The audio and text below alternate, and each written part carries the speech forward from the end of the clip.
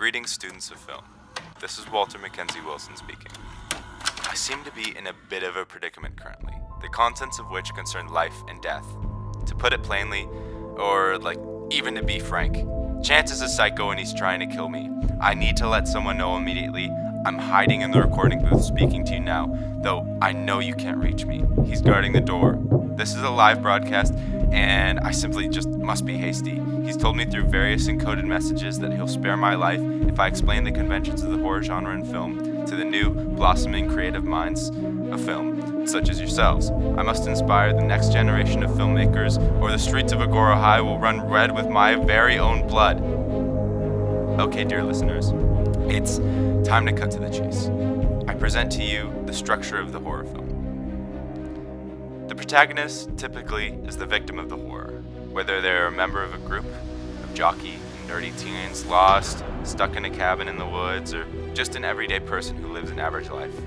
Something will set their life amiss and threaten their well-being, whether the force wants to kill someone they know, or usually them. Take The Ring, for instance, just a regular mom who suddenly has to defend her son's life from an evil supernatural force. Their experience will start in a gothic world, or suddenly be thrust into one. Either one of its own or one that exists within the seemingly normal. This is not always the case. Something can completely uproot their lives and manifest one of their fears. In many cases, realism comes into play. In psychothriller or horror flicks, there's nothing supernatural about who or whatever threatens the character's life or well-being.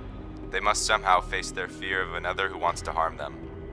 Themes of good versus evil show up like in any other action-centric genres of film, and different life-threatening situations can reoccur because of inspiring themes of terror directors use. Themes that the human mind would rather not see.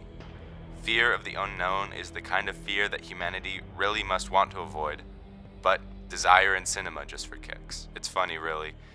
It seems I must face my fears of the unknown now. My hunter is upon me. Do what you will with me, Mr. Severson. I find now that I'm finally ready to embrace my last caress and earn my place among the dead. Farewell. Ah!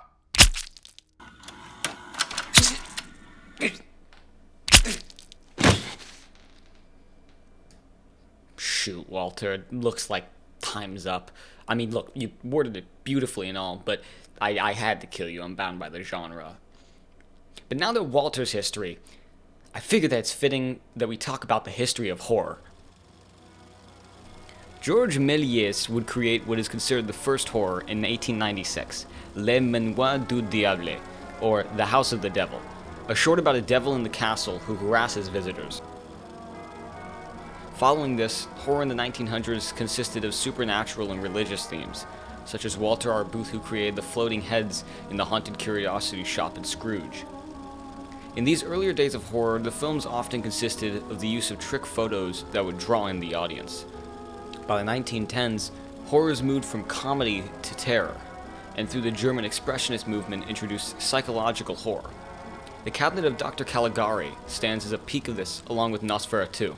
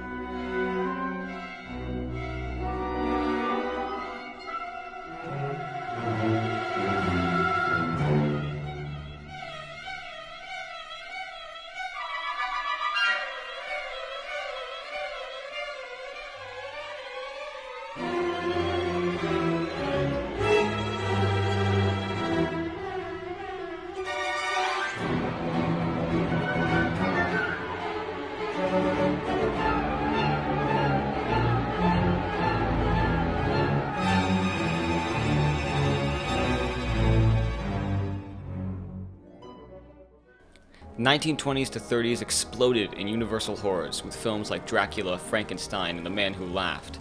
These films laid the groundwork for horror and big-budget monster movies. By the 1940s, the trope of big-budget horrors was established, and Val Lewton brought something new, focusing on suspense and mood without a big budget. Some examples would be The Ghost Ship and The Uninvited. Following the fears of atomic weapons and the Cold War in the 1950s, films began to focus more on experiments gone wrong, large insects, and aliens, introducing a level of campiness to the genre. Hammer Productions also stepped in, reviving gothic horror with films like The Curse of Frankenstein, with more violent and sexual themes going for the next 2 decades.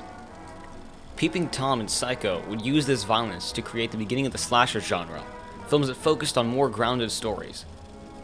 Also during the 60s, zombies would be introduced to mainstream audiences through Night of the Living Dead. By the 70s, animal horror stemming from Jaws, slasher horror from movies like Halloween, and body horror from Shivers would thrive. The 80s introduced the franchisation of characters like Freddy Krueger and Jason, where sequels were made regardless of the story.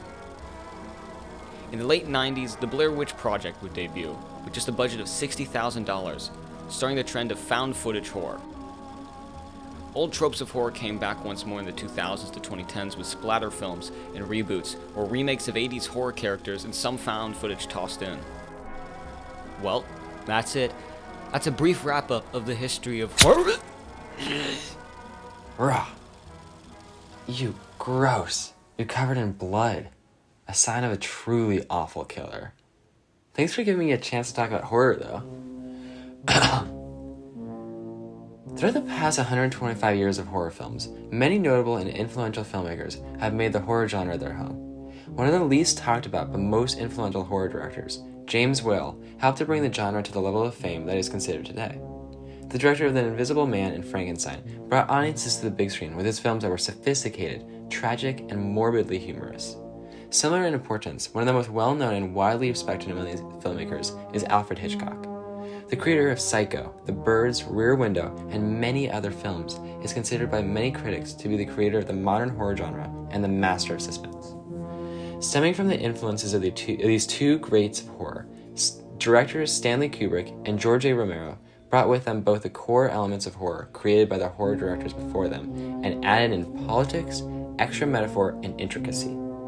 Kubrick's attention to detail in The Shining and his other films was such a feat that it ended up driving him crazy, and George A. Romero's racial political statement in Night of the Living Dead established him as the master of political horror. Following these directors, the quote-unquote slasher horror directors Wes Craven and John Carpenter established a completely new and original horror experience for the viewer.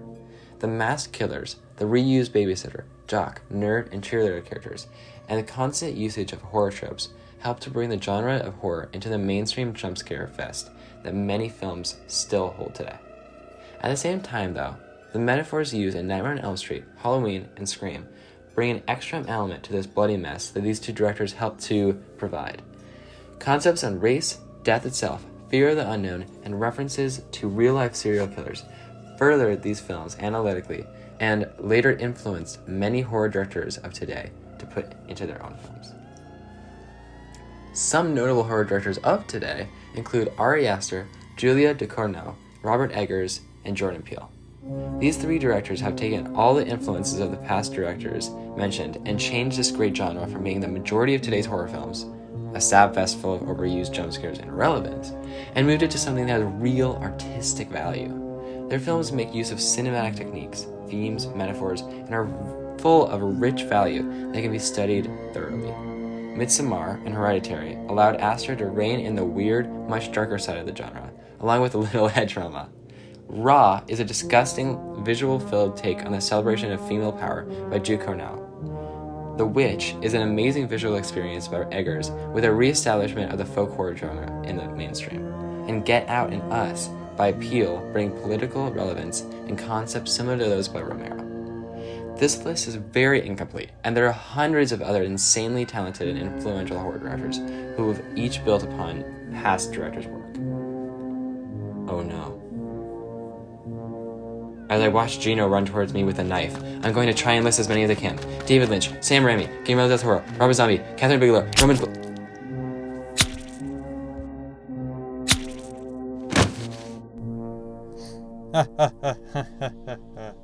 Hello, my fellow people. It is I, Gino, and I am here to unfold the truth of horror. The characteristics of this genre follows a sense of suspense and uncertainty, giving the viewers a slight bottled-up emotion of fearfulness. This tone of suspense then creates a mystery for all the characters and for the viewers as well.